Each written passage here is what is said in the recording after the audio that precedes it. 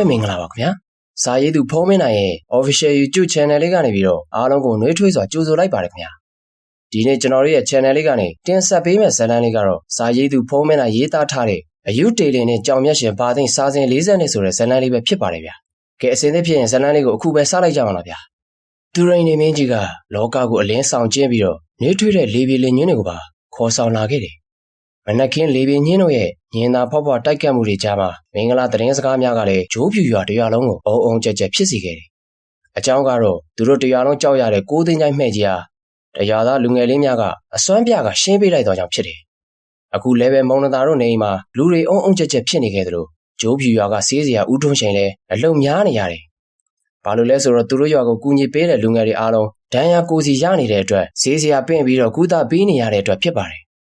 အဲ့ဒီထဲမှာကြံတဲ့လူငယ်တွေကသတိရပြီးတော့ကြက်တောင်စည်းနဲ့လူငယ်လေးကသတိမရပဲရှိနေတဲ့အတွက်အားလုံးစိတ်ပူနေရလေတယ်။တင်းချင်းအိုးစ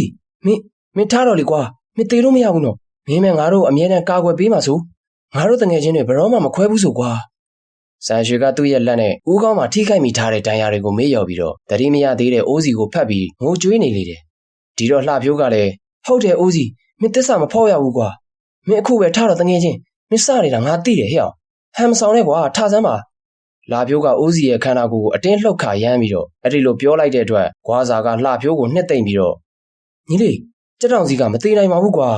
ကြည်ရတာသူတတိမေ့နေတာပဲဖြစ်မှာပါစိတ်လျှော့ကြညီလေးတို့ကြီးဘဲနဲ့စိတ်လျှော့ခိုင်းရတာလိုက်ဗျာကျုပ်ဒီကောင်အကြောင်းသိတယ်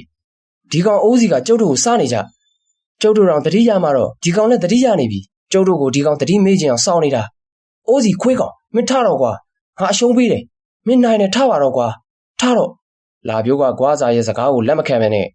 အိုးစီကိုအတင်းလှုပ်ပြီးတော့နှိုးနေတော့တယ်အဲ့ဒီအချိန်မှာဂျိုးဘူးရွာကဆေးစရာလေးတပ်ပြင်းတစ်ချက်ကိုချရင်းနဲ့အခုလိုရှင်းပြလိုက်တယ်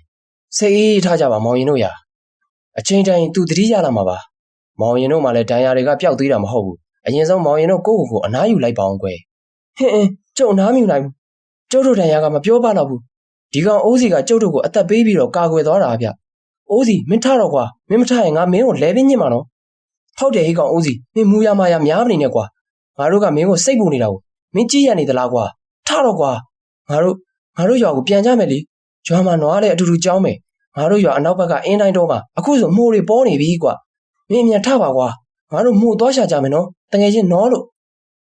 ့လာပြိုးနဲ့ဆန်ရွှေတို့နှစ်ယောက်လည်းတခြားဆိုင်ငိုကြွေးပြီးတော့သူတို့ရဲ့ဒဏ်ရာတွေကိုဂရုမစိုက်ပဲအိုးစီကိုတင်းကျပ်စွာဖတ်ထားရင်းနဲ့လှုံနှိုးနေကြတယ်သူတို့ရဲ့ဘားပြင်မှာလည်းမျက်ရည်တွေကစီးကျနေပြီးတော့ဂွာစာကိုယ်တိုင်တော့ဖြောင်းဖျားမရပဲလက်မိုင်ချထားရတယ်သူတို့ဘလောက်ပဲငိုကြွေးနေပါစေလှုံနှိုးနေပါစေအိုးစီတယောက်ကတော့ငြိမ်သက်နေရမှာတစ်ချက်မှလှုပ်လာခြင်းမရှိခဲ့ဘူးအသက်ရှူနေရတာတိတ်ဆုံးနေရပြီလို့မဆိုရပါနဲ့အိုးစီအဖြစ်ကတော့အသက်ရှူလျက်တိတ်ဆုံးနေတဲ့ကဲ့သို့ပင်ဖြစ်နေပါတော့တယ်ညီလေးမင်းမျက်လုံးတွေဖွင့်လိုက်တော့လေကွာမထင်မှပဲသူ့ရဲ့နားမှာမတိုးမကျဲအတန်တစ်ခုကိုကြားလိုက်ရပြီးတော့အိုးစီတယောက်မျက်လုံးအစုံကိုအားယူပြီးတော့ဖွင့်ကြည့်လိုက်တယ်အဲ့ဒီအချိန်မှာပဲသူလဲကျနေတဲ့ဘေးနားမှာတွေးလိုက်ရတာကတော့ဟင်းခမရကကြောင်နဲ့ကြီးဟိုလူယုံမှာပြောတဲ့ကြောင်မျက်ရှင်ဆိုတာလားဟုတ်ပါတယ်ညီလေးအကိုမင်းကိုကျေးဇူးတင်ပါတယ်ကွာမင်းသာအဲ့ဒီလူယုံမှာလက်ထဲကနေအကိုကိုမကယ်ခဲ့ရင်အခုလောက်ဆိုအကိုစောင့်ရှောက်နေတဲ့ယတနာလဲပါသွားတော့ပြီကွာကြောင်မျက်ရှင်ဆိုတဲ့သူကအဲ့ဒီလိုပြောပြီးတော့အိုးစီကိုအချင်းချင်းကျေးဇူးတင်လို့နေခဲ့တယ်အဲ့ဒီအခါမှာတော့အိုးစီလဲကျနေရကနေထထိုင်လိုက်ပြီးတော့ပဝင်းကျင်ကိုအကဲခတ်ကြည့်လိုက်တော့အိုးစီရောက်နေတဲ့နေရာက4000ကျအဆောက်အဦလို့ပြောမရတဲ့ပြင်ပြားတွေပတ်ချလဲကာထားတဲ့နေရာတခုဖြစ်နေတယ်ဒါကဘယ်ကိုရောက်နေတာလဲဗျဒါကအကိုရဲ့လုံခြုံစိတ်ချရတဲ့နေရာလေညီလေးဒီနေရာလေးရှိနေလို့မကောင်းတဲ့ပညာသည်တွေကအကိုကိုအလွယ်တကူမတွေ့ရတာပေါ့အော်ဟုတ်ကိုဒါနဲ့ကျုပ်တို့အခုရောက်နေတဲ့နေရာကဘလို့နေရာမျိုးလဲဘလို့နေရာမှမဟုတ်ဘူးအခေါင်းကြီးတစ်ခုပဲဗျာဒါဆိုဒီအခေါင်းကြီးကအကြီးကြီးဆိုတော့ဘလို့လူမျိုးတက်စောက်ထားတဲ့အခေါင်းကြီးလေးဗျအိုးစီတယောက်အတော်လေးကိုအံ့ဩလုံးပြီးတော့အထိတ်ထိတ်အလန့်လန့်နဲ့မေးလိုက်တဲ့အခါမှာတော့ကြောင်မြတ်ရှင်ကသဘောကျစွာရင်မောလာရင်းနဲ့ဟာဒါကငါညီရှင်းအောင်ပြောရရင်တိတ်ထိဝင်နေတဲ့မော်ခေါင်းတလားပဲကွာဒီခေါင်းတလားကြီးကိုဒီတင်းချိုင်းမှာအခေါင်းထဲဝင်ပြီးတော့ထုံကူးရင်ပေါက်မြောက်သွားတဲ့သူတော်စင်တွေတယောက်ကခြံထားခဲ့တာကွာဒါနဲ့ပဲအကိုလက်ထဲရောက်ခဲ့တယ်ဆိုပါတော့ကွာအော်ဒါဆိုဒီခေါင်းကြီးကတကယ်စွမ်းတာပေါ့နော်အင်းပေါ့ဒါပေမဲ့ဒါကအကိုအပိုင်မဟုတ်ဘူးအချိန်တိုင်းရင်တစုံတစ်ယောက်ကိုပေးခဲ့ရမှာအဲ့ဒါကလည်းအကိုဆန္ဒလေးပြည့်မှာပါအကိုဆန္ဒဟုတ်လားဘလို့ဆန္ဒလဲဗျပြီးတော့အကိုစီကမှဲ့ကြီးဆိုတဲ့လူယုံမှာကဘာကုန်များအတင်းကျပ်လိုချင်နေတာလဲဆိုတာကျုပ်သိခွင့်ရရင်သိချင်တယ်ပြောပြပေးပါလားဗျ အိုးစီကမေးလိုက်တော့ကြောင်မျက်ရှင်ဆိုသူလဲမျက်လုံးအိမ်ကအနှဲငယ်ကျင်းမြောင်းလာရင်နဲ့ဟူးအဲ့ဒါကလည်းအကိုဆန္ဒဆိုတာနဲ့ပတ်သက်နေတယ်ကွာအထူးသဖြင့်အကိုသေးပြီးတဲ့နောက်မှာစောင့်ရှောက်နေရတဲ့ဂမ်ဘီယာကြောင်မျက်ရှင်ကိုလိုချင်တဲ့သူတွေကြောင့်ပေါ့ကွာဂမ်ဘီယာကြောင်မျက်ရှင်ဟုတ်လားဒါနဲ့အဲ့ဒါကရောဘလို့စွမ်းတာလဲဗျအကိုဘလို့လုပ်ပြီးတော့ရခဲ့တာလဲပြီးတော့အကိုကရောဂမ်ဘီယာကြောင်မျက်ရှင်ရှိနေပါရဲ့နဲ့ဘလို့လုပ်သေးခဲ့ရတာလဲဖြစ်နိုင်ရင်ကျုပ်ကိုအကိုအကြောင်းပြောပြပေးပါလားငါညီသိချင်ရင်တော့တိတ်ကိုဝမ်းနည်းစရာကောင်းတဲ့အကိုဇက်ကြောင်းကိုပြောပြရမှာပေါ့ညီလေးရမင်းကငါရဲ့ကျေးဇူးရှင်ပဲကဲအကိုရဲ့အကြောင်းကတော့ဒီလိုကွာကြောင်မျက်ရှင်ဆိုတဲ့သူကအဲ့လိုပြောလိုက်ပြီးတော့သူ့ရဲ့အတိတ်အကြောင်းကိုအိုးစီကိုရှင်းပြလိုက်တော့တယ်ဂျိုးပြူရွာကလေးရဲ့အာယုံဦးဟာနေရောင်ကြီးရဲ့ထိတွေ့မှုနဲ့အတူအိမ်တိုင်းစီမှာအိုးခွက်ပလုံတန်နေနဲ့စတင်လိုက်ပြီးဖြစ်ပါတယ်ကျေးလက်တောင်သူရွာကလေးဖြစ်တာကြောင့်လေတရွာလုံးဒီပါဝရိယကောင်းနေတာလေထူးဆန်းဖွယ်ရာတစ်ခုရဲ့လို့တော့မဟုတ်ပါဘူးအခုချိန်ကစပားသီးနှံစိုက်တဲ့အချိန်ဖြစ်တာကြောင့်လေလယ်သမားတွေမှာလည်းအထုပ်ကိုစီဆွဲပြီးတော့မိမိတို့ကိုယ်ပိုင်လယ်ယာမြေတွေရှိရာကိုသွားနေကြပါပြီဂျိုးပြူရွာကလေးရဲ့မနက်ခင်းလမ်းမကလေးမှာလည်းအုံမောင်းတန်မလိုဘဲနဲ့လူအများရဲ့အတန်ပလန်နေကြောင့်အိမ်နေတဲ့သူတွေတောင်နိုးထနိုင်တဲ့အခြေအနေပဲဖြစ်ပါတယ်ထို့တူပဲဂျိုးပြူရွာကလေးရဲ့အနောက်ပိုင်းမှာတော့မိခင်အိုကြီးဒေါ်အေးသိန်းကိုလှုပ်ကျွေးနေတဲ့ဘာသိန်းဆိုတဲ့လူငယ်လေးတစ်ယောက်ရှိတယ်သူတို့သားမိနှစ်ယောက်ဟာဆင်းရဲတဲ့အနှိမ်ခံဘဝဖြစ်တာကြောင့်လေရွာထဲကလူတွေလိုလဲပိုင်းရာပိုင်းရဲလို့မရှိခဲ့ကြပါဘူးအဲ့ဒီအတွက်ကြောင့်လေဘာသိန်းဟာရွာနီးနားရှိရာတောဆက်ကလေးမှာနေစဉ်နေတိုင်းထင်းခုတ်ရောင်းရတဲ့အလုပ်ကိုလုပ်ကန်ရပါတယ်အခုလဲဘာသိန်းကထင်းခွေသွားဖို့အတွက်သူ့လက်ဆွဲတော်ဓမ္မတို့ကိုခါးကြညက်ကရွာပြင်ကိုတရရထွက်လာခဲ့ပြီဖြစ်ပါတယ်အဲ့ဒီအချိန်မှာပဲလဲကွင်းစီသွားတဲ့ရွာသားတစ်တိုက်ဟာသူ့ကိုမြင်တော့ရွံရှာတဲ့အကြည့်နဲ့ကြည့်ပြီးကြောခိုင်းသွားကြတာကိုဘာသိန်းမြင်လိုက်ရပါတယ်ဘာလို့လဲဆိုတော့ဘာသိန်းရဲ့ဖခင်ဘာတို့ဟာအချိန်ကဒီရွာကလေးကိုရက်ဆက်ခဲ့တဲ့သူတစ်ယောက်ဖြစ်လို့ပါသူကရွာထဲကမိန်းမပြိုတယောက်ကိုအဓမ္မပြုတ်ကျင်ပြီးတော့ရဲရဲဆက်ဆက်တတ်ခဲ့တာကြောင့်လေတရွာလုံးကလူစုပြီးတော့သူ့ကိုတိုက်ခိုက်ခဲ့ကြပါတယ်နောက်ဆုံးတော့ဘာသိန်းဘီဘာတို့လဲဒဏ်ရာတွေနဲ့ထွက်ပြေးသွားခဲ့တာအနှစ်20ကြာတဲ့အထိပြန်ရောက်မလာခဲ့ပါဘူးနောက်ဆုံးတော့သူတို့အားလုံးကတေးပြီးလို့ပဲတညီတညွတ်ထဲဆုံးဖြတ်လိုက်ကြတာပါအဲ့ဒီအတွက်ကြောင့်လဲတရွာလုံးဟာသူ့အဖေပေါ်မှာထားတဲ့အညိုးတွေကြောင့်ဘာသိန်းတို့သားအမိကိုစော့မယ်ထားခြင်းပဲဖြစ်ပါတယ်သူတို့မသိတာကတော့ဘာသိန်းဟာရိုးသားတယ်သူ့အဖေလိုမျိုးအကျင့်စရာတစ်ခုမှမရှိဘဲနဲ့သူ့အမေရဲ့ဆိုးဆုံးမှမှုနဲ့အတူလိမ်မာရင်ကျေးတဲ့သူတစ်ယောက်ဆိုတာကိုပေါ့ဒါပေမဲ့လည်းမိဘရဲ့ကောင်းမွေဆိုးမွေဟာသားသမီးပဲခံရတာပဲမဟုတ်လားဒီတော့တရားလုံးဘာသိန်းကိုမုန်းနေကြတာမဆန်းပါဘူးအခုလဲဘာသိန်းတယောက်ရွာထဲကနေတရရထွက်လာခဲ့တာလမ်းမှာတွေ့တဲ့သူတွေအားလုံးဟာရွံရှာဆက်ဆုပ်တဲ့အမူအရာတွေနဲ့တစ်ခုပြီးတစ်ခုလောက်ပြတတ်ကြပါတယ်ဒါတွေဟာဘာသိန်းတော့မထူးဆန်းတဲ့ကိစ္စဖြစ်တာကြောင့်မလို့ဘာသိန်းလည်းဘသူ့ကိုမှစကားပြောဆိုခြင်းမရှိဘဲနဲ့ရွာပြင်ကိုထွက်လာခဲ့လိုက်တာပဲဖြစ်ပါတယ်ဒီလိုနဲ့ဘာသိန်းတယောက်အချင်းချင်းလမ်းလျှောက်ပြီးတဲ့အခါမှာတော့သူထင်းရှာရတောအုံလေးစီကိုရောက်ရှိလာခဲ့ပါတယ်တောကအဝင်ဝမှာပဲအတော်လေးတိတ်ဆိတ်နေခဲ့တယ်ဘာလို့လဲဆိုတော့တီးနှံစိုက်ချိန်ဖြစ်တာကြောင့်လူအများစုဟာလေယာတွေမှာပဲအချိန်ကုန်နေကြတာပဲဖြစ်ပါတယ်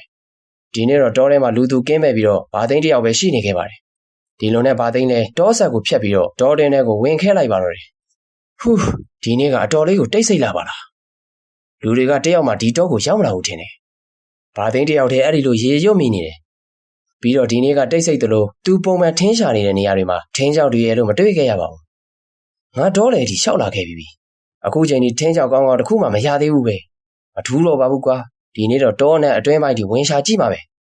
ဲဘာသိန်းလဲစိတ်လိုမကြအဲ့ဒီလိုတယောက်တည်းရေရွတ်ရင်နဲ့လူသူရောက်ပေါက်နေပြီးတော့ဒါရဲ့တရိษံတွေပေါ်တဲ့တောအတွင်းပိုင်းဒီအစွန်းစွန်းဆာဝင်ခဲလိုက်ပါတော့တယ်ဒီလိုနဲ့ဘာသိန်းတယောက်တောအတွင်းပိုင်းစီကိုတဖြည်းဖြည်းနဲ့ရှောက်လာရမှာတနေရာရောက်မှာတော့သူ့ရဲ့ခြေလမ်းတွေကိုရက်လိုက်မိတယ်ဘာလို့လဲဆိုတော့သူ့ရှင်မှာလူတဦးရဲ့ညီးညူတန်ကိုစတင်ကြားနေရလို့ပဲဖြစ်ပါတယ်ဒါနဲ့ဘာသိန်းလည်းအတန်ကြားရာကိုလိုက်လံရှာဖွေကြည့်လိုက်တော့အုံဆိုင်နေတဲ့ခြုံနယ်ပင်တွေကြားထဲမှာလူတယောက်လဲကြားနေတာကိုဘာသိန်းတွေးလိုက်ရတယ်အဲဒီလူကထူထပ်တဲ့အနက်ရောင်အပေါ်အဝတ်စုံကိုလည်းဝတ်ဆင်ထားပြီးတော့မျက်နှာမှာလည်းမျက်နှာဖုံးကိုတတ်ထားပါသေးတယ်ဒီလိုနဲ့ဘာသိန်းလည်းညင်းညူနေတဲ့အဲဒီလူနာကိုကြီးကပ်သွားခဲ့ပါတယ်အဲဒီလူဟာအသက်အလယ်လက်ရွယ်ရှိပြီးတော့ခန္ဓာကိုယ်တစ်ခုလုံးမှာလည်းပြင်းထန်တဲ့ဒဏ်ရာတွေရထားပါတယ်ပြီးတော့ဒဏ်ရာရထားတဲ့တချို့နေရာတွေမှာဆိုရင်လည်းအချင်းကြာလို့လားမသိဘူးမဲနဲ့ပြီးတော့ပုတ်တောင်နေခဲ့ပါပြီ။ဒါပေမဲ့လည်းသူ့ရဲ့မျက်လုံးများဟာအသက်ရှင်ခြင်းရဲ့နောက်ဆုံးအလင်းရောင်ကိုအာယူပြီးတော့ကြည့်နေတဲ့အလားအလာရှိနေခဲ့ပါ။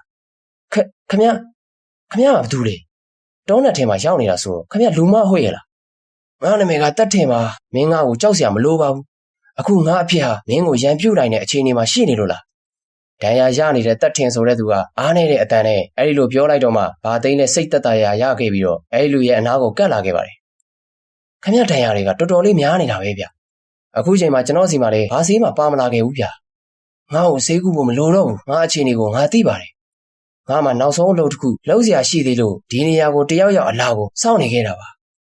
သက်ထင်ရဲ့အသက်ရှူတန်ပြင်းပြင်းနဲ့နောက်ဆုံးမျောလင့်ခြင်းနဲ့ပြောဆိုလိုက်တဲ့စကားအဆုံးမှာပဲဘာသိန်းလဲစိတ်မကောင်းဖြစ်ပြီးတော့သက်ထင်ဆိုတဲ့လူကိုအခုလိုပဲအားပေးလိုက်ပါတယ်။အဲဒီလိုအားငယ်တဲ့စိတ်တွေမထားပါနဲ့အခုကျွန်တော်အခုပဲခမည်းကိုထမ်းပြီးတော့ရွာကဆေးစရာစီပို့ပေးပါမယ်။မလိုတော့ဘူးငါကြီ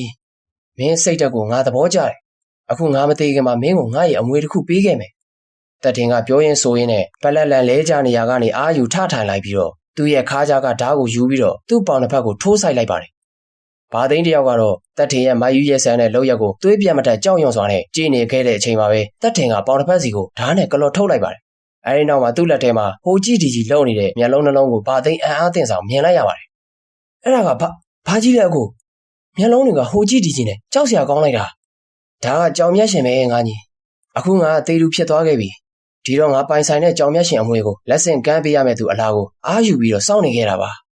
အခုမင်းရောက်လာပြီဆိုတော့ငါရဲ့ကြောင်မျက်ရှင်ကိုမင်းရဲ့ပေါင်မှာထည့်ပြီးတော့မကောင်းတဲ့သူတွေကိုပယ်ပြီးကောင်းတဲ့သူတွေကိုကယ်တင်ပေးပါပြီးတော့ငါ့ကိုယုံမာခဲ့တဲ့အောင်လန်းစီရင်နဲ့လောက်ကျန်တက်ပြတ်ခဲ့တဲ့ဓမြဘူရက်ခကိုလည်းလက်စားချေပေးပါကွာနောက်ပြီးငါတည်သွားခဲ့ရင်ငါဝစ်စုံနဲ့မျက်နှာဖုံးကိုယူပြီးတော့မကောင်းမှုမှန်သမျှရက်တန့်ပေးတတင်ကအဲ့လိုပြောနေနေတဲ့စကားမဆုံးခင်မှာပဲပြန်လဲကြငြိမ်သက်သွားပါတော့တယ်အဲ့ဒီတော့မှဘာသိန်းလဲကြသွားတဲ့တက်ထင်ရဲ့အဲ့ဒီတော့မှဘာသိန်းလဲကြသွားတဲ့တက်ထင်ရဲ့နှာသီးဝါစီလက်ကလေးတွေနဲ့စမ်းကြည့်လိုက်တော့အသက်မရှိတော့တာကိုတွေးလိုက်ရပါတယ်အဲ့ဒါနဲ့တက်ထင်ရဲ့လက်မှာရှိနေတဲ့ကြောင်မျက်လုံးအစုံကိုယူပြီးတော့သူ့ရဲ့လွယ်အိတ်ထဲကိုထည့်လိုက်တယ်ပြီးတဲ့နောက်မှာတက်ထင်ရဲ့ဝစ်စုံနဲ့မျက်နှာဖုံးကိုချွတ်ယူပြီးတော့အလောင်းကိုတော့သူ့မှာပါလာတဲ့ထင်းကုန်ဓာတ်တချို့နဲ့ဝက်လုံးတစ်လုံးကိုချွန်ကြီးကမြေကျွင်းတူးလိုက်ပြီးတော့အဲ့ဒီနေရာမှာပဲအဲ့ဒီလူကိုကောင်းကောင်းမွန်မွန်မြေမြုပ်ပေးလိုက်ပါတယ်ကိစ္စအလုံးပြီးစီးတဲ့နောက်မှာတော့ဘာသိန်းနဲ့သူ့လွယ်အိတ်ထဲမှာထည့်ထားတဲ့ကြောင်မျက်ရှင်ဆိုတာလေးကိုလက်ဖွားပေါ်တင်ပြီးတော့တေချာစူးစိုက်ကြည့်နေခဲ့မိတယ်။ထူးဆန်းစွာပဲအဲ့ဒီမျက်ရှင်လေးဟာနေအလင်းရောင်ကိုစုပ်ယူပြီးတော့နူးညံ့တဲ့အဝါရောင်အလင်းတန်းကလေးတွေကိုထုတ်လွှတ်နေသလိုရှိနေတယ်။ဒါကြောင့်မလို့လဲဘာသိန်းရဲ့လက်ထဲမှာဟိုကြည့်ဒီကြည့်လုံနေတဲ့မျက်ရှင်လေးဟာအယောင်တလက်လက်ဖြစ်နေခဲ့တယ်။ဒေါ်ဦးကြီးကအခုချိန်မှာပို့ပြီးတော့တိတ်ဆိတ်နေတဲ့ကဲ့သို့ဘာသိန်းခံစားနေရတယ်။တဲရက်ကြီးများဟာလီတိုးတိုးတန်များနဲ့တာယာစွာလှုပ်ရှားနေကြပြီးတော့ငံများရဲ့အတန်များကလည်းပတ်ဝန်းကျင်တစ်ခုလုံးကိုတာယာနာပြောပွဲတေးသချင်းတွေတီကျူးတဲ့ကဲ့သို့ရှိနေခဲ့တယ်။ထို့တူပဲကြောင်မျက်ရှင်ကင်ထားတဲ့ဘာသိန်းလက်တွေကတော့တုံရီနေလျက်ရှိနေခဲ့ပါတယ်။ဘာလို့လဲဆိုတော့ကြောင်မျက်ရှင်ဟာသူ့အတွက်အလွန်လေးလံပြီးတော့ဒါဝင်ကြီးတစ်ရက်ကိုတဲဆောင်လာခဲ့ပါတယ်။လူတွေကိုကာကွယ်စောင့်ရှောက်ရမယ်။ဓမြဘူရက်ခါကိုတက်ထင်ကိုစားလက်စားချရမယ်။ဘာသိန်းတယောက်အဲ့ဒီလိုနှုတ်ကတဖွာဖွာရေရွတ်လိုက်ရင်စိတ်ထဲမှာအတွေးတွေဘောင်းစုံဖြစ်နေခဲ့ပါတယ်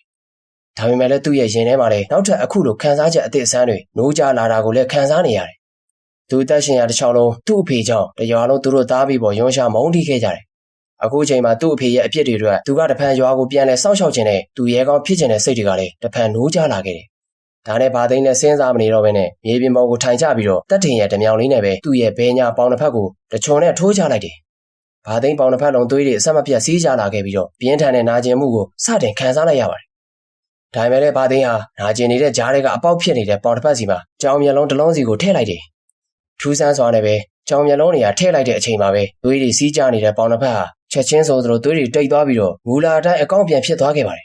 ။ကြောင်မျက်ရှင်ရဲ့အံ့ဖွယ်အစွမ်းတွေကိုစတင်မြင်လိုက်ရတဲ့ဘာသိန်းလည်းပျော်ပြီးတော့ထိုင်နေရာကနေထခုန်လိုက်တယ်။ဘာသိန်းခန္ဓာကိုယ်တစ်ခုလုံးပေါ်ပါသွားပြီးတော့အနီးနားကဝေယုံပင်ထိပ်ပြားထိရောက်သွားခဲ့တယ်။ဘာသိန်းလည်းအတော်လေးပဲအံ့ဩသွားခဲ့တယ်။ဒါနဲ့ပဲဝေယုံမြထိပ်ပြားကနေအောက်ကိုပြန်လဲခုန်ဆင်းလိုက်ပြန်တော့လေမြေပြင်ပေါ်ကိုဖွားဖွားလေးပြန်ကျလာတယ်။ဒီတော့ဘာသိန်းလည်းသူ့မှာကြောင်ပြန့်ရှင်အစွမ်းနေရှိနေပြီဆိုပြီးသိလိုက်ရတာပေါ့။ဒီလိုနဲ့ပဲဘာသိန်းတယောက်တေပင်တွေထိပ်ပြားတွေမှာကြောင်တော်ကောင်လိုဟိုကူးဒီကူလုံနေခဲ့တယ်လို့တေပင်ကြီးတွေကိုဖတ်ပြီးကြောင်တော်ကောင်လိုတက်လိုက်ဆင်းလိုက်နဲ့စူးစမ်းနေခဲ့တာညနေစောင်းချိန်ကိုရောက်လာခဲ့တယ်။ဒီတော့မှဘာသိန်းလည်းသူ့ဆုထားတဲ့ထင်းစီတစ်စီကိုပခုံးမှာတင်ပြီးတော့ပေါ်ပါတော့လက်တဲ့ခြေလမ်းတွေနဲ့ရွာကိုပြန်လာခဲ့တာပေါ့။သူခီးလန်းတစ်ချောင်းမှာထမ်းလာတဲ့ထင်းစီမှာလည်းဖော်တုံးတုံးကိုထမ်းယူရတယ်လားပေါ်ပါနေခဲ့တာကိုလည်းသူသတိထားမိခဲ့တယ်။ဒီလိုနဲ့ပဲဘာသိန်းတယောက်တဖြည်းဖြည်းနဲ့ထင်းစီကိုတည်ယူလာရင်းနဲ့ညနေစောင်းမှာဂျိုးပြူရွာထိပ်ကိုရောက်လာခဲ့တယ်။အဲ့ဒီချိန်မှာပဲရွာထိပ်ကတစ်ပင်ကြီးနားမှာပဲတက်ထင်းစီကချွတ်ယူထားတဲ့အဝတ်စားနဲ့မျက်နှာဖုံးကိုဖွက်ထားလိုက်တယ်။သူတွေကတော့ညကြမှာပဲဘယ်သူမှမသိအောင်လာယူမယ်ပေါ့။ဒါနဲ့သူရွာထဲကိုလှမ်းဝင်လိုက်တော့ရွာသားတချို့နဲ့တွေ့လိုက်ရပါမယ်။သူတို့ကရုံချောင်မုန်းနေတဲ့အကြည့်တွေနဲ့ကြည့်နေတာကိုလည်းဘာသိန်းမြင်လိုက်ရတယ်။တချို့ဆိုရင်ဘာသိန်းနာဖျက်ချောက်တာနဲ့ဘေးဘက်ဝဲရကိုဒရွေးတွေထွေးကပြုတ်မှုဆက်ဆံခဲ့ကြတယ်။ဒါပေမဲ့လည်းဘာသိန်းကတော့သူတို့ဘလို့ပဲလုံနေပါစေဂရုမစိုက်ပဲနဲ့တက်ကြွတဲ့ခြေလမ်းတွေနဲ့သူ့အိမ်ရှိရာကိုပဲဥတီထွက်လာခဲ့ပါတယ်။ဘာသိန်းလည်းညနေခင်းရဲ့စီးစာအလားပါတွေကိုခံစားရင်းနဲ့သူ့ရဲ့ပေါ်ပါဖြတ်လက်တဲ့ခြေလမ်းတွေနဲ့အဆက်မပြတ်ရှောက်လာခဲ့ရတိမ်မကြခင်မှာပဲရိုင်းနေတဲ့တဲအိမ်ကလေးရှိကကိုပြစ်ကလေးမှာရင်းနှီးချတောက်ပြီးတော့သူ့အလာကိုထိုင်ဆောင်နေတဲ့သူ့အမေဒေါ်အေးသိန်းကိုတွေးလိုက်ရပါတယ်။ဒီတော့မှဘာသိန်းလည်းထင်းစီကိုအိမ်ရှိမှာပြစ်ချပြီးတော့သူ့အမေရှိရာကိုရှောက်သားခဲ့ပါတယ် ဒီတော့စိတ်ပူပြီးစောင့်နေတဲ့သူ့မိကအခုလိုပဲမေးလိုက်ပါတယ်ဒီနေ့အတော်လေးနောက်ကျလာကြလားသားရဲ့ဒါအရင်နေတဲ့တော့ကလို့စောစောပြန်မြောက်လာတော့အမေလည်းသားတစ်ခုခုဖြစ်နေမလားဆိုတဲ့စိတ်နဲ့အိမ်ပြင်ကိုထွက်ဆောင်နေခဲ့တာတောထဲမှာခုနောက်ပိုင်းတောဘုံဓမြတွေတောင်းကျမ်းနေတော့အမေလည်းသားကိုတယောက်တည်းစိတ်မချဘူးဖြစ်နိုင်ရင်တောထဲမှာထင်းရှာတဲ့အလုပ်ကိုအမေသားကိုမလုပ်စေချင်တော့ဘူးကွယ်ဟုတ်မေအခုဆိုရင်တောထဲမှာအရင်တော့ထင်းမပေါ်တော့ဘူးမေကသားလည်းဒီထင်းတစ်စီရဖို့တော့မနှဲရှာယူလိုက်ရတယ်အရင်ကဆိုရင်တစ်နေ့ကို9စီလောက်ကအသားလေးပဲမေအခုချိန်မှာအမေစိတ်ပူလို့သားကဒီအလုပ်ကိုမလုပ်ပဲတခြားအလုပ်ကိုလုပ်ရအောင်လဲရွာထဲကလူတွေကဘသူကများသားတို့ကိုလူရသွင်းပြီးတော့အလုပ်ပေးလို့မှလည်းမေရဲ့အဲ့ဒါလေဟုတ်တာပဲသားရဲ့အမေတို့သားမေအခုလိုဖြစ်နေတာမင်းအဖေလူမကြီးကြောင်ပဲသားရဲ့သူသားဒီရွာသားတွေပေါ်အပြစ်တွေမလုပ်ခဲ့ရင်အခုဆိုအမေတို့မိသားစုလေးဘယ်လောက်များပြောစရာကောင်းနိုင်မလဲသားရဲ့မင်းအဖေလူမကြီးကိုအမေမုန်းတယ်ပြီးခဲ့တာလည်းပြီးပါစီတော့အမေရဲ့သားအတွက်ကတော့သားအဖေကလူမကြီးဖြစ်နေပါစေအဖေကြောင့်လူဖြစ်ခွင့်ရခဲ့တဲ့အတွက်အဖေပေါ်စိတ်မနာနိုင်ပါဘူးအမေသူ့အမေကသူ့အဖေကိုမုန်းတီးတဲ့အကြောင်းသူ့အမေကသူ့အဖေကိုမုန်းတီးတဲ့အကြောင်းပြောဆိုနေတော့ဘာသိန်းလဲသူမမြင်ဘူးခဲ့တဲ့အဖေကိုနာကြီးမုန်းတီးတဲ့စိတ်မဖြစ်ပဲသားတစ်ယောက်အနေနဲ့အဖေကိုတွေ့ကျင်တဲ့စိတ်ပဲဖြစ်နေခဲ့ပါတယ်ဘာလို့လဲဆိုတော့သူဒီအသက်အရွယ်ထိရောက်လာခဲ့ပေမဲ့လည်းဖခင်ရဲ့မျက်နှာကိုတစ်ချိန်တစ်ခါမှမြင်ဘူးခဲ့ခြင်းမရှိလို့ပဲဖြစ်တယ်ဘာသိန်းဘွားဟာသူငယ်စဉ်ကတည်းကသူနဲ့ပေါင်းတင်တဲ့ဆော့ပေါ်ဆော့ဘက်အပေါင်းအသင်းဆိုတာမရှိသူ့ကိုမြင်ရင်ကိုအမြဲတမ်းမုန်းတီးနေတဲ့သူတွေပဲရှိပါတယ်သူ့အဖေရဲ့အဖြစ်တွေကိုသူ့အနေနဲ့အမွေဆက်ခံရင်းနဲ့လူတွေရဲ့နာကျင်ခြင်းကိုခါးစီခံခဲ့ရပေမဲ့သူ့အဖေပေါ်ဘယ်တော့မှဘာသိန်းစိတ်မနာခဲ့ပါဘူးသူ့အမေကသူ့အဖေကိုနာကျင်တဲ့မုန်းတီးတဲ့ပြောလိုက်တိုင်းဘာသိန်းကမမြင်ရတဲ့သူ့အဖေဘက်ကအမြဲတမ်းလို့ကာကွယ်ပေးတတ်တဲ့အတွက်လည်းဘာသိန်းမှာအချိန်ချင်းသူ့အမေဆူတာလည်းခဏခဏခံခဲ့ရပါတယ်ဒီလိုနဲ့ပဲဘာသိန်းတို့သားအမိဟာစကားအပြန်အလှန်ပြောဆိုနေခဲ့ကြရင်နဲ့တိမ်မကြခင်မှာပဲဇနွဲစီအောင်ရှိနေတဲ့နေမင်းကြီးဟာအရှိရက်ကနေတောင်တန်းတောင်ဆန်တွေကြားမှာငုံရှိုးပြောက်ွယ်သွားခဲ့ပါတယ်ဒီတော့မှသူတို့သားအမိလည်းအိမ်ထဲကိုပြန်ဝင်သွားခဲ့ပါတယ်အိမ်ထဲကိုရောက်တော့သူ့အမေလက်ရမပြည့်ကျန်တဲ့သူတို့သားအမိထမင်းလက်ဆောင်စားခဲ့ကြပါတယ်ဒီလိုပဲထမင်းစားပြီးတိတ်မကြလိုက်ဘူးဘာသိန်းကမျက်လုံးတွေလေးလံလာပြီးတော့အရန်အိတ်ချင်တယ်လို့သူ့အမေကိုလိန်ပြောကသူ့အမေကိုကြော့ပြီးအိတ်ရတဲ့ဝင်ခဲ့လိုက်ပါတယ်တကယ်တော့ဘာသိန်းဟာသူ့အမေကိုအိတ်မယ်လို့လိန်ပြောခဲ့တာဟာသူ့ရဲ့စိတ်ဆန္ဒတွေကကြောင်မြဲရှင်ရဲ့အစွမ်းတွေကိုအသုံးချခြင်းနဲ့ဆိုတဲ့အတွေ့တွေကြီးစိုးနေခဲ့လို့ပဲဖြစ်ပါတယ်ဒီတော့ဘာသိန်းဟာဒီညသူ့အမေအိတ်ပျော်သွားပြီလားဆိုတော့အချိန်ချင်းအကဲခတ်ရင်နဲ့အိတ်ပျော်သွားပြီဆိုမှရွာထိပ်သစ်ပင်ကြီးနားမှာဖွက်ထားတဲ့ဝစ်စုံနဲ့မျက်နှာဖုံးကိုတွားယူဖို့စိတ်ကူးရပါတော့တယ်ဒီလိုနဲ့ပဲသူ့အမေအိတ်နေတဲ့ဘေးမှာခြေလက်ဖောက်ပါလေးနင်းပြီးတော့အိမ်ပြင်ရောက်လာတဲ့ကျောင်းတော်ကောင်လိုပေါ့ပေါ့ပါချမ်းပင်ကိုပြေးထွက်သွားခဲ့ပါတယ်သူထွက်လာတဲ့အချိန်ဟာညနေပိုင်းဖြစ်တာကြောင့်အထက်ကောင်းငယ်မှာလာမင်းကြီးကလည်းပြေးဝါစွာတာနေလျက်ရှိပါတယ်ဒီလိုပဲပတ်ဝန်းကျင်တစ်ခုလုံးဟာလည်းလာမင်းကြီးရဲ့လင်းရောင်ကြောင့်ရှင်းရှင်းလင်းလင်းမြင်နေရပါတယ်ဘာသိန်းကတော့ရွာထဲကတစ်ပင်ကြီးတွေကိုတပင်မိတပင်ခုံကူးရင်းနဲ့တဖြည်းဖြည်းနဲ့ရွာထိပ်ကကိုကိုပင်ကြီးနာရောက်တဲ့အခါမှာတော့ဖွက်ထားတဲ့ဝစ်စုံကိုဝစ်ပြီးမျက်နှာဖုံးကိုလည်းတက်လိုက်ပါတယ်ပြီးတဲ့နောက်မှာကိုကိုပင်ကြီးရဲ့ပင်စီကနေအထက်ကိုဆက်တက်ပြီးတော့တေကားကြီးတစ်ခုခုပေါ်မှာပက်လက်လန်ရင်းနဲ့လာမင်းကြီးရဲ့အလှတရားကိုခန်းစားနေခဲ့တယ်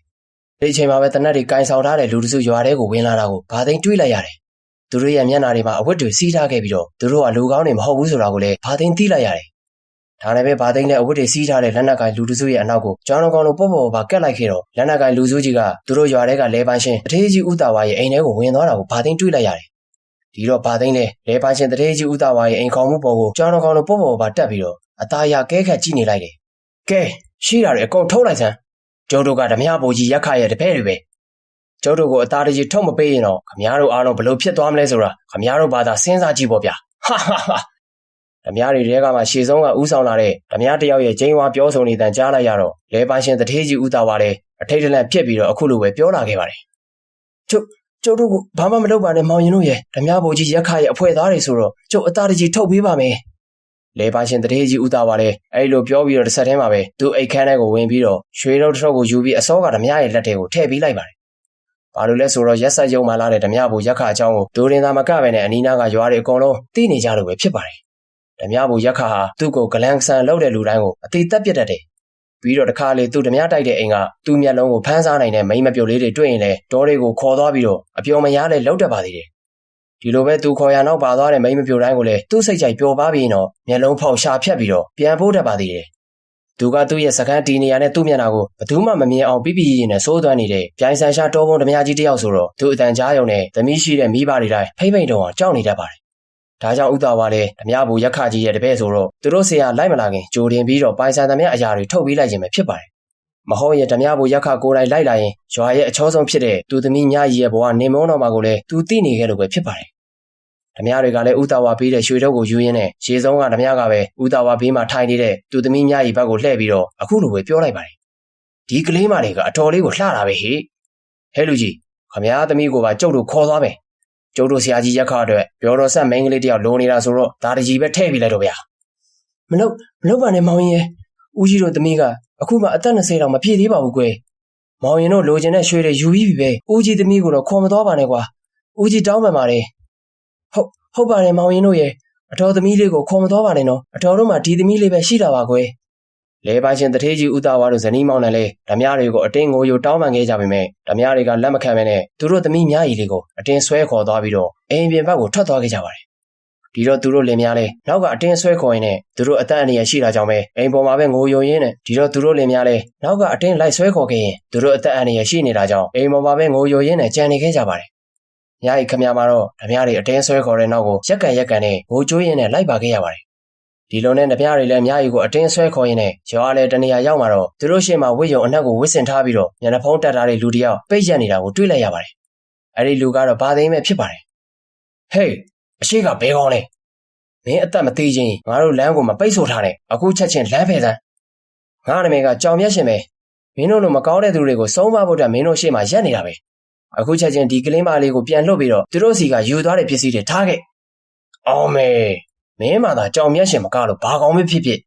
ငါတို့အလုပ်ကိုဝင်ရှုပ်တဲ့အတွက်မင်းကိုတတ်ပေးရမှာပေါ့ကွာဟဲ့ကောင်လေဒီကောင်ကိုတခါလေးပြစ်တက်လိုက်ကြရှေ့ဆုံးကခေါင်းဆောင်လာတဲ့ဓမြဖြစ်သူကအဲ့လိုပြောလိုက်တဲ့အဆုံးမှာပဲသူ့နောက်ကဓမြတွေကလည်းဘာသိန်းကိုတနက်တွေနဲ့ဝိုင်းဝန်းပြစ်ခတ်ကြပါတယ်ဒီတော့ဘာသိန်းနဲ့ကြောင်တော်ကောင်လိုပေါ့ပါနဲ့သူစီကိုဝင်လာတဲ့ကြီးစံတွေကိုအသာရပဲခန္ဓာကိုယ်ကိုဘဲညာရိမ့်ပြီးတော့ရှောင်တိန်လိုက်ပါတယ်ဒီတော့ဓမြတွေလည်းစိတ်တိုးပြီးတော့ဇက်တိုက်ဆိုသလိုတနက်တွေနဲ့ပြစ်ခတ်လိုက်တော့ဒိတ်စိတ်နေတဲ့ညအလဲမှာမိုးချိန်တန်နေလားကျဲလောင်စွာထပ်ပေါ်လာခဲ့ပါတယ်ဘာသိန်းနဲ့သူတို့ပြစ်ခတ်သမျှရှောင်တိန်နဲ့တဖြည်းဖြည်းနဲ့လှင်းများစွာဓမြတွေနာကပ်ပြီးတော့တိုက်ခိုက်လိုက်ပါတော့တယ်နောက်ဆုံးမှာတော့ဘာသိန်းရဲ့ခြေခံချက်ပင့်လက်သီးတွေကဓမြတွေတယောက်ချင်းစီတိုင်းကိုမိတ်ဆက်သွားခဲ့ပြီးတော့နောက်ဆုံးမှာတော့ဓမြတွေအားလုံးလည်းမြေပေါ်မှာပက်လက်လန်ပြီးလဲကျသွားခဲ့ပါတယ်ဒီတော့မှဘာသိန်းလည်းလဲကျနေတဲ့ဓမြတွေအားလုံးကိုကြည့်ပြီးတော့အခုလိုပဲပြောလိုက်ပါတယ်နောက်တစ်ခါဒီရွာကိုလာမထိနဲ့ဒီတစ်ခါတော့မင်းတို့ကိုတတ်ညှပေးလိုက်မယ်ရွှေထုတ်ကိုချထားပြီးတော့မင်းတို့အားလုံးပြန်တော့ဘာသိန်းအဲ့ဒီလိုပြောလိုက်တာနဲ့ဓမြတွေလည်းရွှေထုတ်ကိုဘာသိန်းစီပြစ်ပေးလိုက်ပြီးတော့လဲကျနေရာကနေထပြီးတော့ပြေးကြရပါတော့တယ်ဒီတော့မှဘာသိန်းလည်းရွှေထုတ်ကိုကောက်ယူပြီးတော့မြရည်စီကိုပေးလိုက်ပါတယ်ကျေးဇူးတင်ပါတယ်ရှင်ကျမရဲ့အသက်နဲ့အဆက်ကိုကာကွယ်ပေးခဲ့တဲ့သူရဲကောင်းကြီးရဲ့နာမည်ကိုသိခွင့်ရမလားရှင်ကျုံနာမည်ကမကောင်းသူပယ်ပြီးတော့ကောင်းသူကဲတဲ့ကြောင်မြတ်ရှင်လူသားလို့မှတ်ထားပေးပါမင်းကလေးကဲခုတော့မင်းကလေးအိမ်ကိုကြုတ်ကိုယ်တိုင်ပဲလိုက်ဖို့ပါမယ်ဘာသိန်းကအဲ့ဒီလိုပြောပြီးတော့မြရည်ရဲ့လက်ကလေးကိုဆွဲပြီးတော့သူမိပါတွေရှိတဲ့နေအိမ်ကိုဦးတီထွက်လာခဲ့ပါတယ်ဒီလိုနဲ့တလန်းလုံးမြရည်ရဲ့နူးညံ့တဲ့လက်ပွားနုနုကလေးကိုထိတွေ့လိုက်တဲ့အချိန်မှာတော့ဘာသိန်းရဲ့ရင်ထဲမှာခံစားချက်တွေဖြစ်ပေါ်လာခဲ့ပါတယ်မြရည်မှာလည်းယောက်ျားပြီးသားပြီးတော့ဓာရီခိုင်ကျွမ်းကျင်တဲ့သူရဲကောင်းတစ်ယောက်ရဲ့လက်ကိုကန်ခဲ့ရတော့သူမအနေနဲ့ထိုသူရဲကောင်းပေါ်မှာယုံကြည်အားကိုးခြင်းနဲ့စိတ်တွေဖြစ်ပေါ်လာခဲ့ပါတယ်ဒီလိုနဲ့ပဲသိမကြခင်မှာပဲမြရည်တို့အိမ်သားကိုရောက်လာခဲ့တော့ဘာသိန်းလည်းမြရည်ကိုကင်ထားတဲ့လက်ကလေးကိုလွှတ်လိုက်ပြီးတော့သူရင်ထဲကခံစားချက်တွေကိုအခုလိုပဲပြောလိုက်မိပါတယ်ကျုပ်ဘွားမှာမိန်းကလေးတစ်ယောက်ရဲ့လက်ကိုကင်ဘူးတာဒါပထမဆုံးပါပဲမိန်းကလေးရဲ့မင်းရဲ့နူးညံ့တဲ့လက်ပွားဆောင်မှာကျုပ်ရဲ့မာကျောတဲ့နှလုံးသားအရေးပျော်သွားခဲ့ပါပြီကျုပ်တို့ဒီမှာပဲလမ်းခွဲကြတာပေါ့ဘာသိန်းကအဲ့ဒီလိုပြောလိုက်တော့မြရဲ့နှလုံးသားတွေမှာလည်းရေခဲတုံးတုံးအရေးပျော်ကျသွားခဲ့သလိုဖြစ်ခဲ့ရပါတယ်သူရဲကောင်းတစ်ယောက်အနေနဲ့အခုလိုမျိုးစကားဆိုလာတော့သူမအသွေးသားတွေတော့စိန်ကနေဖြစ်လာခဲ့ပါတယ်တကယ်တော့မိန်းမသားဆိုတာဟာကိုယ့်အပေါ်မှာကာဝယ်စောင့်ရှောက်ပေးနိုင်တဲ့ယောက်ျားကောင်းတွေကိုမိခိုရတာပဲမလားအခုသူမလည်းမိန်းမသားပဲလေသူရဲကောင်းတစ်ယောက်ရဲ့ပိုးသားတစ်ဖွဲ့နူးညံ့တဲ့စကားလေးမှာသူမဘွားတစ်ခုလုံးပုံအပ်ချင်မိခဲ့တော့အခုလိုပဲပြန်ပြောလိုက်မိပါတယ်သူရဲကောင်းကြီးကတိုက်ခိုက်ရေးစွမ်းရည်တမကပဲနဲ့စကားရမှာလည်းသူများထက်ပိုသာပြောတတ်ပါတယ်ရှင်ဒီကမိန်းမသားရဲ့ပထမအဦးဆုံးလက်ဖွားကိုထိတွေ့ခွင့်ရခဲ့တဲ့သူကလည်းသူရဲကောင်းကြီးပဲရှိပါတယ်နော်ဖြစ်နိုင်ရင်ကျမကိုသူရဲကောင်းကြီးရဲ့မျက်နှာကိုပြပေးပါလားယင်ဒါကတော့မဖြစ်ပါဘူးမိန်းကလေးလောကကြီးမှာတချို့ຢာတွေကမမြင်ရမတွေ့ရတာအကောင်းဆုံးပါပဲကျုပ်ကိုယ်တိုင်ကလေးဝက်ချက်တွေနဲ့နေထိုင်ရတဲ့သူဖြစ်တာကြောင့်လူသိကံလို့မဖြစ်တာနားလည်ပေးပါဘာသိန်းကအဲ့လိုပြောပြီးတစ်ဆက်တည်းမှာပဲမြရီကိုလက်ပြပြီးတော့နှုတ်ဆက်ပြီးကျောင်းတော်ကောင်လိုလှိမ်မြန်စွာနဲ့ပဲမြရီရဲ့မြင်ကွင်းကနေပျောက်ကွယ်သွားခဲ့ပါတယ်မြရီတယောက်မှာတော့လူရဲကောင်းတယောက်ရဲ့သူမနှလုံးသားကိုရိုက်ချိုးသွားတဲ့စကားတွေကိုအုံနောက်ထဲမှာနေရာပေးလိုက်ပြီးတော့မြင်နေရတဲ့သူ့အင်္ဂလိပ်ရှိရာပြန်လာခဲ့ပါတယ်ဒီလိုနဲ့သူမချန်ပေါက်ဝါကိုရောက်တော့သူမအိမ်ထဲမှာသူမမိဘတွေနဲ့အတူရွာသားတွေအားလုံးကိုတွေ့လိုက်ရပါတယ်သူမအဖေနဲ့အမေတို့ကလည်းသူမပြန်လာတာကိုမြင်ရတော့ဝမ်းသာအားရပြေးဖက်လိုက်ကြပြီးတော့ရွာသားတွေမှလည်းပျော်ရွှင်နေကြတာကိုသူမမြင်လိုက်ရပါတယ်သူမလည်းကြောင်မြတ်ရှင်ဆိုတဲ့လူစမ်းကောင်းကကယ်တင်သွားတဲ့အကြောင်းဓမြတွေမရှိမလားခံရပြီးထွက်ပြေးသွားတဲ့အကြောင်းစုံကိုသူမိဘတွေအပါအဝင်ရွာသားတွေအားလုံးကိုရှင်းပြလိုက်ပါတယ်ဒီတော့အားလုံးမှလည်းကြောင်မြတ်ရှင်လူစမ်းကောင်းပေါ်အတော်လေးကိုအားကိုယုံကြည်ခဲ့ကြပါတယ်အဲ့ဒါညီလေးသိကျင်နေတဲ့ကြောင်မြတ်ရှင်အစွမ်းနဲ့အကိုရလာပုံပြီးတော့ ရင်ကတရွာလုံးကမုန်းခဲ့ကြတဲ့အကိုရဲ့ဘဝဆက်ကြောင်းတွေအဲ့ဒါညီလေးသိကျင်နေတဲ့ကြောင်များရှင်အစွမ်းနဲ့အကိုရလာပုံပဲပြီးတော့အရင်ကတရွာလုံးကမုန်းခဲ့ကြတဲ့အကိုရဲ့ဘဝဆက်ကြောင်းအပြည့်စုံပါပဲကွာကြောင်များရှင်ဘာသိန်းကသူ့ရဲ့အတိတ်ဘဝဆက်ကြောင်းတွေကိုအဲ့ဒီလိုရှေ့ရှေ့ဝေးရှင်းပြလိုက်ပြီးတော့စိတ်မကောင်းသလိုအမူအရာနဲ့မျက်နှာတစ်ချက်လွှဲသွားခဲ့ပါတယ်ဒီတော့အိုးစီလဲလေးစားတဲ့အကိုရအကုန်မလို့ကိုရက်ရက်ဆက်ဆက်မုန်းတီးနေတဲ့ရွာသားတွေကိုကူညီပေးနေသေးတယ်ကျုပ်သားဆိုပြစ်ထားလိုက်ပါဗျဒါနဲ့ရက်ခါဆိုတဲ့ဓမြကအတော်လေးကိုရက်ဆက်လောက်မယ်ထင်တယ်နော်အိုးစီကအဲ့ဒီလိုပြောလိုက်တဲ့အခါမှာတော့ဘာသိန်းရဲ့မျက်လုံးအိမ်ထဲကမျက်ရည်တွေအဆက်မပြတ်စီးကျလာခဲ့ရင်းနဲ့ဟူးအကိုရဲ့ချစ်သူနဲ့အကိုကိုတတ်ခဲ့တာသူ့လက်ချက်ပဲလေညီလေးရဟင်ဒါဆိုကျုပ်အထင်မမှားဘူးဆိုရင်မျက်ရည်ဆိုတာအကိုရဲ့ချစ်သူမလားအေးဟုတ်တယ်လေဒါနဲ့ညီလေးကဘလို့သိတာတော့ဒီလိုပဲပြောလိုက်တာပါအကိုရမနေ့ကကျုပ်တို့တင်းချိုင်းလာတော့အကိုကူဝေးမှာတစ်ဆက်တည်းကန့်နေတဲ့မျက်ရည်ဆိုတဲ့အုပ်ကိုတွေးလိုက်ရတော့ပါဒါနဲ့အကိုနဲ့သူ့အကြောင်းလေးဆက်ပါအောင်ငါညီကအတော်လေးတော့ဆက်စုတတ်ပါလားထားပါငါညီသိချင်ရင်တော့အကိုဆက်ပြီးတော့ပြောပြတာပေါ့ကွာဘာသိန်းကအဲ့ဒီလိုအစချီလိုက်နဲ့အိုးစီသိချင်နေတဲ့နောက်ထပ်အကြောင်းအရာတွေအားလုံးကိုဆက်ပြီးတော့ပြောပြလိုက်ပါတော့တယ်ဂျိုးပြူရွာကလေးရဲ့အမောင်တို့တွေကြီးစိုးနေတဲ့ညတညမှာညရီတယောက်ခြံထဲမှာလမ်းလျှောက်နေတဲ့အချိန်အနောက်ကခြေတံတစ်ခုကြားလိုက်ရတော့ကြောက်လန့်ပြီးတော့လှည့်ကြည့်လိုက်မိပါတယ်အမလီကိုရဲ့နောက်ကနေမသိအောင်ရောက်လာရတာလားလို့ဒီမှာညရီပြင်လန့်လို့သေတော့မယ်သိလားဟောညရီရဲ့ကိုကညရီအပြင်ထွက်လာတော့အိမ်ခေါင်မှုပေါ်ကနေစောင့်နေတာလေဘဲနဲ့လဲညရီအဖေတို့အိပ်ပြီလားအိပ်ပါပြီတဲ့ရှင်တကယ်တည်းသူရဲကောင်းကြီးလှုပ်ပြီးတော့ကြောက်နေရသေးတယ်သူရဲကောင်းနဲ့အချစ်နဲ့ပတ်သက်ရင်ကြောက်တတ်တာဗောအများကြီးရဲ့သူရဲကောင်းရဲ့တံမဏိအသေးကချစ်ရသူရင်ဝင်နဲ့ရောက်တာနဲ့ခရောင်းသားလို့ပျော့ပြောင်းသွားတတ်တာကိုညရီသိမှမသိတာဟင်းတော့သူရဲကောင်းကြီးကလည်းစကားတော့တက်တာဒီပြောလေးတွေကြောင့်မျက်နှာမမြင်ရတာတော့ညရီကချစ်နေရပါတဲ့ရှင်ညရီကအဲ့လိုပြောပြီးတော့ဘာသိန်းရဲ့ရင်ဝင်ထဲကိုသူမရဲ့ခန္ဓာကိုယ်လေးကိုပုံအပ်လိုက်လေတယ်ဒီတော့ဘာသိန်းလည်းသူချစ်ရသူညရီကိုတင်းတင်းကြပ်ကြပ်ဖတ်ထွေထားလိုက်ပါတယ်ဒီတညကသူတို့ချစ်သူနှစ်ဦးတို့ရဲ့စိတ်လှုပ်ရှားပွဲရရင်ခုန်တန်းကိုအပြန်အလှန်နားထောင်ခဲ့ကြတယ်မတ်တရားဖြစ်စေခဲ့ပါတယ်ဘာသိန်းကမြားရီကိုဓမြတွေလက်ထဲကနေကယ်ပြီးကလေးကမြားရီရဲ့ပိုးသားတို့လက်အစုံကိုထိတွေ့မိစားမှာပဲရင်ခုန်သွားခဲ့ပါတယ်မြားရီကတိတ်ကိုလှတယ်ဂျိုးပြူရွာရဲ့အလှဆုံးမိန်းကလေးလို့ဆိုရလောက်အောင်မြားရီရဲ့ခန္ဓာကိုဂျိုးစားကလည်းမြို့သူတွေတော့ရှုံးရလောက်သလိုမျက်နှာဝိုင်းဝိုင်းနှာတန်းဆင်းဆင်းဖြူဝင်းနဲ့အသားရည်မိုးမောက်တဲ့ရွှေရင်အစုံတို့ကဘာသိန်းအတွက်နတ်သမီးတယောက်ပမာထင်ဟပ်စရာပင်ဖြစ်ပါတယ်အရင်ချိန်တွေတုန်းကအနီးကမမြင်ရတော့သူမတလောက်လှပမှန်ဘာသိမသိခဲ့ပါဘူးအနီးကမြင်လိုက်ရတဲ့အချိန်ကျမှရွှေဘိုးကောင်တွန့်လူးသလိုသူနှလုံးသားရဲ့ပန်းအုပ်လေးလည်းကျွေးကြခဲ့ရပါတယ်ဒီအတွက်ကြောင့်သူဟာညာတိုင်းညရီရှိရာသူ့မိဘနဲ့မသိအောင်လာတွေ့တတ်ပါတယ်ညာရီကလည်းဘာသိန်းလိုမျိုးသူရေကောင်းတယောက်ကိုမိန်းမသားတယောက်အနေနဲ့အားကိုခြင်းမိနေခဲ့ပါတယ်ဒီလိုနဲ့ပဲညာတိုင်းတွေ့ဆုံကြရင်းနဲ့တယောက်နဲ့တယောက်နှလုံးသားချင်းထပ်တူကြပြီးတော့ချစ်သူတွေဖြစ်ခဲ့ကြတာပေါ့အခုလည်းညာရီကဘာသိန်းကိုတင်းတင်းကြပ်ကြပ်ဖတ်ထားရင်းနဲ့ရင်ခွင်ထဲကနေပဲအခုလိုမေးလိုက်ပါတယ်အကိုညီမကိုတကယ်ရောချစ်ရလားယင်ချစ်တာဗောမြာကြီးရဲ့အကိုရဲ့တသက်မှာတစ်ခါပဲချစ်ခဲ့ဘူးတယ်အဲ့ဒီတစ်ခါကလည်းမြာကြီးပဲလေဟောဟိုကကောင်းကင်ကြီးမှာကျဲတွေရှိနေသမျှမြာကြီးရဲ့ဘွားလေးကနေကိုဘယ်တော့မှထွက်မသွားဘူးနော်ဒါဆိုရင်လည်းအကိုရဲ့မြာကြီးအကိုကိုမြင်နေတယ်ကိုချစ်ရသူမျက်နှာကိုမမြင်ရတဲ့စိတ်ခံစားမှုတွေကိုမြာကြီးဆက်ပြီးတော့မခံစားနိုင်တော့ဘူးမြာကြီးကိုဒီအခွင့်အရေးလေးပေးပါနော်မြာကြီးကအဲ့ဒီလိုပြောလာတော့ဘာသိန်းနဲ့အရင်ချိန်တွေတုန်းကလိုပဲရင်းဆန်ရလေတယ်နောက်တော့မြာကြီးအကိုကိုမြင်ရမှာပါအခုအကိုလုံနေတဲ့လောက်ကအထူးလှုပ်ဝက်ရတယ်ဆိုတာမြကြီးလည်းအသိပဲလေအချိန်မတန်သေးလို့အကိုမျက်နှာမပြသေးတာပါမြကြီးရဲ့ထားပါတော့အကိုရဲ့ဒီတစ်ခါလဲမြကြီးအကိုကိုနားလဲပေးလိုက်ပါမယ်ဒါနဲ့ရောအခုအကိုကမြကြီးကိုလာတွေ့ရုံတက်တက်ပဲလားအဲ့ဒီလိုလဲဆိုလို့ရပါတယ်မြကြီးဒါပေမဲ့အကိုဒီညတောင်ရိုးရွာဘက်ကိုသွားရအောင်မယ်အဲ့ဒီရွာဘက်မှာပြဿနာလေးတွေရှိတယ်လို့အကိုခံစားနေရလို့ပါဟုတ်ပါပြီရှင်သူရဲကောင်းကြီးကိုချစ်မိတဲ့မြကြီးဘွားကချိန်တိုင်းအကိုနဲ့အထူနေခွင့်အကိုမျက်နှာမြင်ခွင့်လဲဘယ်တော့မှရပါမလဲဆိုတာတွေးရင်းနဲ့မြကြီးဝမ်းနေနေမိတယ်သိလားဒါပေမဲ့လည်းမကောင်းသူပဲကောင်းသူကဲတဲ့အကိုရဲ့ဖြူစင်တဲ့စိတ်ထားလေးနဲ့မြကြီးအားလုံးကိုနားလေပြီးခဲ့တယ်နော်အခုအကိုဂရီပေးရမှာကမြကြီးကိုဘယ်တော့မှထားမသွားဘူးဆိုတဲ့ဂရီအဲ့ဂရီကိုပေးနိုင်လားပေးနိုင်ပါတယ်မြကြီးရဲ့ဟိုကကောင်းကင်ပေါ်မှာရှိတဲ့လာမင်းကနေသားပြီးတော့အဘမှာနေထွက်ခဲ့မယ်ဆိုရင်တော့မြကြီးကိုပေးတဲ့အကိုရဲ့တစ္ဆာရှိမယ်ဆိုတဲ့ဂရီကအမြဲတည်မြဲနေမှာပါဘာသိန်းကအဲ့ဒီလိုပြောလိုက်တော့မြကြီးလည်းဘာသိန်းကိုတင်းတင်းကြပ်ကြပ်ပဲဖတ်ထားလိုက်ပါတယ်အဲဒီနောက်မှာတော့သူတို့ချစ်သူနှစ်ဦးရဲ့ကြည်နိုးခြင်းတွေကိုကောင်းကင်ကလာမင်းတော်အလိုက်တီတိန်တွေကြားဝင်ပြီးတော့ရှောင်ပေးလိုက်သလိုရှိနေခဲ့ပါတယ်တကယ်တော့ဘာသိန်းကမြကြီးကိုသူ့ရဲ့မျက်နှာပြရမှာကိုအတော်လေးကိုကြောက်နေခဲ့တာပါဘာလို့လဲဆိုတော့သူကဒီရွာသားကိုမှအများကမုန်းကြတဲ့အပေခံလူဒန်းစားမြကြီးတောင်ဘာသိန်းဆိုတဲ့လူကိုလမ်းမှာတွေ့ရင်တော့တစ်ချက်မှလှည့်မကြည့်ခဲ့ဘူးဒီအတွက်ကြောင့်သူမှသိတဲ့အခါမြကြီးဘက်ကရက်ဆက်မှာကိုသူသိကြောက်နေခဲ့တာပါ သူရဲကောင်းတယောက်ဖြစ်နေကစားချစ်သူကစိမ့်ကရက်ဆက်မိဆိုပါရင်ဘလို့ပင်သစ္စာရှိနေပါသေးဆုံးရှုံးရမယ်ဆိုတဲ့ကြောက်စိတ်ဝင်မိမှာအမှန်ပါပဲခါလေးအားကြီးသူကအချင်းနဲ့ရင်ဆိုင်တဲ့အခါအားနည်းဆုံးလူသားတယောက်ဖြစ်ရပါတယ်ဘာသိန်းလည်းအဲ့ဒီလိုပဲဖြစ်ပါတယ်ဒီလွန်တဲ့ဒိန်သားတွေကြားထဲတင်းချောင်သွားတဲ့လာမင်းကြီးလည်းရုတ်တရက်ပြန်လဲထွက်ပေါ်လာတဲ့အချိန်မှာတော့ဘာသိန်းတယောက်များကြီးကိုဖတ်ထားရကနေလက်ပြပြီးတော့ကြောင်တော်ကောင်းတို့အိမ်တွေအဆင့်ဆင့်ခုံကျော်ရင်းနဲ့တောင်ရိုးရွာစီကိုထွက်လာခဲ့ပါပြီတောင်ရိုးရွာဆိုတာဂျိုးပြူရွာနဲ့ရှင်9မိုင်ခီးလောက်ပဲဝေးတာပါဒါပေမဲ့9မိုင်ခီးကဘာသိန်းကျော်တော့ကုန်းနေရညက်ခံပဲရှိပါတယ်ဘာသိန်းတယောက်တောင်ရိုးရွာထိပ်ကတစ်ပင်ကြီးတစ်ပင်ပေါ်မှာရှိနေပါတယ်သူရဲ့ကံပြီးကကြောင်မြတ်ရှင်အစွမ်းကအန်ရရဲ့အငွေ့သက်တွေကိုသိနိုင်ပါတယ်မကောင်းသူတွေရဲ့ခြေတံကိုကြားရတယ်အဲ့ဒီအတွက်ကြောင့်တောင်ရိုးရွာမှာဓမြတွေလာတိုက်မယ်ဆိုတာဘာသိန်းသိနေခဲ့တာပဲဖြစ်ပါတယ်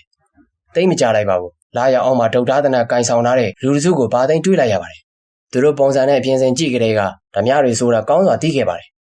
ဒါနဲ့ပဲဘာသိန်းနဲ့သူတို့ရွာထိပ်မရောက်ခင်မှာပဲတစ်ပင်ပေါ်ကခုံဆင်းပြီးတော့သူတို့ရှေ့ရက်လိုက်ပါတယ်ဟင်းမင်းငါတို့ကိုဂျိုးပြူရွာတော့ကလည်းနှောက်ယှက်ခဲ့တဲ့ကောင်းမလားဟာအခုလေခမည်းတော်ပဲလားကောင်းတယ်ဗျာအခုလိုပြန်လဲတွေ့ဆုံခြင်းအထိမ်းအမှန်နေနဲ့ခမည်းတော်ထပ်ပြီးအသားနာရအောင်မယ်ထင်ပါရဲ့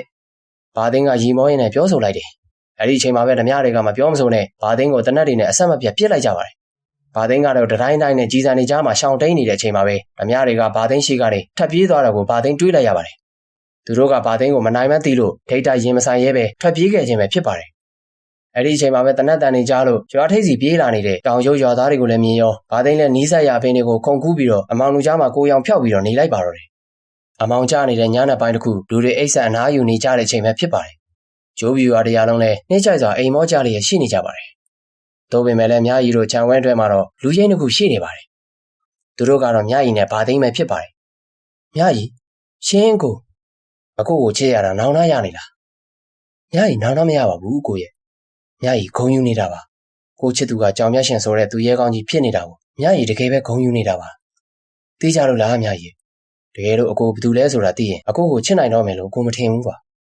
အကိုမြကြီးကိုအထင်သေးတာလားမြကြီးကကြောင်မြတ်ရှင်ဆိုတဲ့လူစွမ်းကောင်းကိုချစ်တာဆိုတော့အဲ့ဒီလူစွမ်းကောင်းကဘယ်သူပဲဖြစ်ဖြစ်မြကြီးချစ်ပါတယ်ဘာလဲမြကြီးကိုအကိုကမယုံလို့လားကဲကောင်းပြီမြကြီးဒါဆိုအကိုဒီနေ့ဘယ်သူလဲဆိုတာမြကြီးကိုပြမယ်တကယ်လားမြကြီးရဲ့စကားသံဆုံးမှာပဲဘာသိန်းတယောက်သူ့ရဲ့မျက်နှာဖုံးကိုချွတ်ချလိုက်ပါတယ်ဟင်းရှင်ဘာသိန်းဟုတ်ပါတယ်အကိုကဘာသိန်းပါတရွာလုံးမုန်းနေကြတယ်ဘာသိန်းပါပဲမြကြီးရဲ့ကဲအခုမြကြီးအကိုကိုမြင်ပြီးပြီဆိုတော့ချစ်နိုင်သေးရဲ့လားမြကြီးဘာသိန်းအဲ့ဒီလိုမေးလိုက်တော့မြကြီးလည်းဘာသိန်းခန္ဓာကိုယ်ကိုတင်းကျပ်စွာဖတ်ထားလိုက်မိပါတယ်ဒီတော့ဘာသိန်းတယောက်နားမလည်နိုင်ပဲကြောင်အန်းကြီးဖြစ်နေခဲ့ပါတယ်သူ့အထင်ကမြကြီးသူ့ကိုမြင်ခါခါတိတိဖြစ်မယ်လို့တွေးနေမိတာပါတကယ်လက်တွေ့ကြတော့သူထင်တယ်လို့မဟုတ်ပဲနဲ့မြကြီးကသူ့ကိုတင်းကျပ်စွာဖတ်ထားရင်းနဲ့သူ့ရဲ့သစ္စာရှိခြင်းကိုပြသလိုက်ပါတယ်အကိုကဘာသိန်းဖြစ်လေပဲမြမချစ်တဲ့ကြောင်မြတ်ရှင်ကလည်းဘာသိန်းဆိုတော့အတူတူပဲလေမိဘတွေသဘောမတူရင်တော့မြမအကိုနောက်ကိုလိုက်ခဲ့မယ်သိလားတကယ်တော့မြကြီးရဲ့စကားဆုံးမှာပဲဘာသိန်းတယောက်ဘဝတစ်သက်တာမှာပထမဦးဆုံးအပျော်ရွှင်ဆုံးအချိန်ကိုပိုင်ဆိုင်လိုက်ရတယ်လို့ပဲဖြစ်နေခဲ့တယ်အဲ့ဒီအတွက်ကြောင့်လည်းမြကြီးကိုတင်းကြပ်ပြန်ဖတ်ထားရင်းနဲ့ပတ်ဝန်းကျင်ရဲ့အခြေအနေကိုအကဲမခတ်နိုင်လောက်အောင်အခြေရညှို့ချက်အောင်မှာအသိစိတ်ပြောင်းနေခဲ့ရပါတယ်အဲ့ဒီအချိန်မှာပဲမြကြီးတယောက်သူ့ကိုဖတ်ရင်းနဲ့ဘာသိန်းကြောပေးထားတဲ့ခြံတကားပေါက်ရှိကလူရိတ်တွေကိုတွေ့လိုက်ရတယ်လာရအောင်မှာတိတ်ပြီးတော့သူတို့ရဲ့အသွင်ပြင်ကမတဲခွဲပေမဲ့သူတို့ရဲ့လက်ထဲကတနတ်တွေကိုမြကြီးမြင်လိုက်ရတယ်ကြောပေးရင်ဖတ်ထားတဲ့ဘာသိန်းကိုချိန်လိုက်ကြတယ်ဒီမှာပဲသူမကိုဖတ်ထားတဲ့ဘာသိန်းကိုမြေပြင်ပေါ်ကိုသူမတွန်းထုတ်လိုက်တယ်ဘာသိန်းလည်းလဲကျသွားခဲ့တယ်အဲဒီအချိန်မှာပဲတနတ်တန်3ချက်ထွက်ပေါ်လာခဲ့တယ်တနတ်တန်အဆုံးမှာပဲမြကြီးရဲ့ခန္ဓာကိုယ်လေးကဖျောင်းသားအေးပျော်သွားသလိုလဲကျသွားခဲ့တယ်ပြစ်လိုက်တဲ့သူတွေကတော့ဘိုးရက်ခရဲ့တပည့်များဖြစ်ပြီးတော့သူတို့ကလည်းပြစ်ချက်ကသားကောင်လွဲသွားတော့ချက်ချင်းပဲထွက်ပြေးသွားကြတယ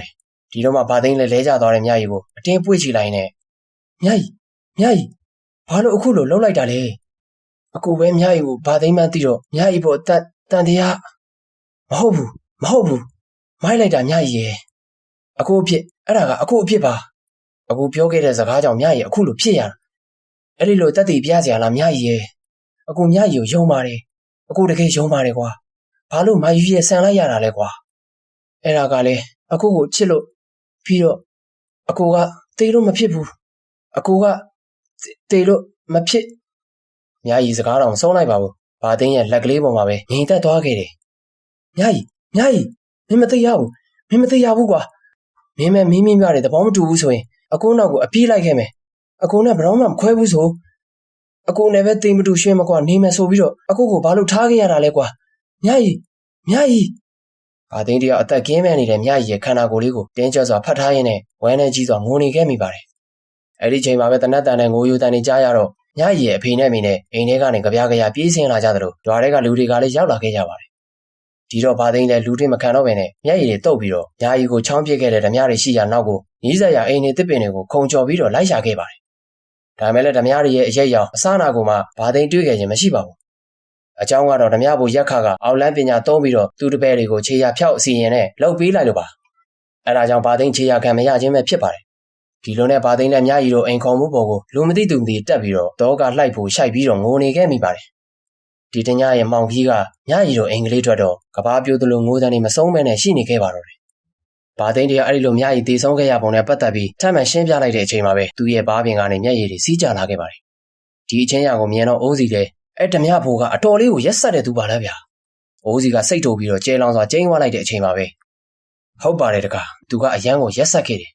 သူ့လက်နဲ့လူအသက်ပေါင်းများစွာတည်ခဲ့ရတယ်လို့ဘဝပေါင်းများစွာလည်းပျက်စီးခဲ့ရတယ်ကွယ်သူဘလောက်ထိရက်ဆက်တယ်လဲဆိုရင်သူ့လက်နဲ့သူ့သားကိုတော့တတ်ခဲ့တာကွယ်အဲ့ဒီတန်ကိုကြားလိုက်ရတော့အိုးစီလှည့်ကြည့်လိုက်တဲ့အချိန်မှာပဲသူတို့ထိုင်နေတဲ့အနားကိုဒီငိန်နဲ့ဆက်ကူအိမ်တွင်မျက်လော်ကိုချကဒလန်းချင်းရှောက်လာတဲ့ဆရာတော်တစ်ပါးကိုတွေးလိုက်ရပါတော့တယ်အယူတေလင်နဲ့ကြောင်မြတ်ရှင်ဘာသိန်းဆိုတဲ့ဇလန်းလေးရဲ့စားစဉ်40နှစ်ကတော့ဒီမှာပဲပြီးပါပြီခင်ဗျာ